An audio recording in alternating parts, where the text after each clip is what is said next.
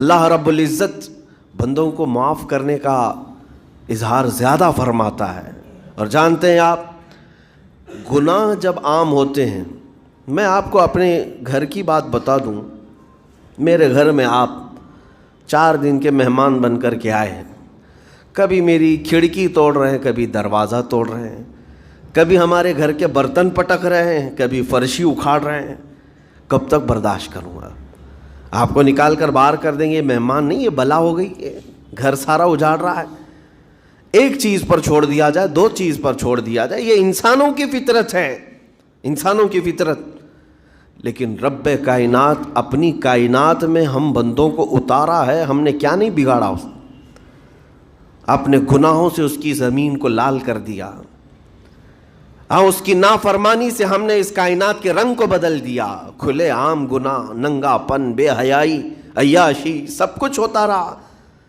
اس کی کائنات ہے، اس کی زمین ہے، اس کی سلطنت ہے۔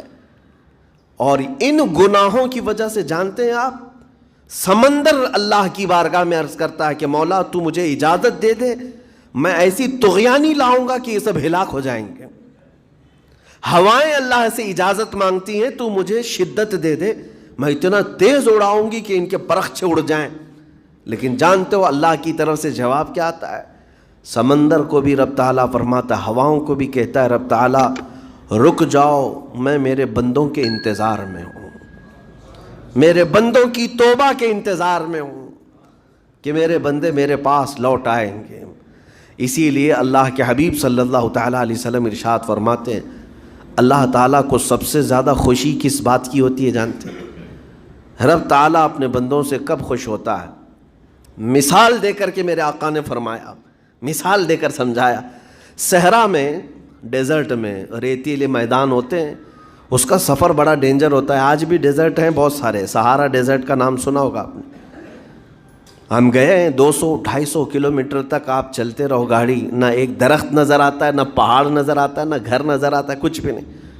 اس طرف میدان ریت کا اور آسمان لگا ہوا دکھتا ہے، ادھر بھی آسمان، تنہا ہم اکیلے نظر آتے رہتے ہیں۔ صحرا کا جو سفر ہوتا ہے بہت کٹھن ہوتا ہے۔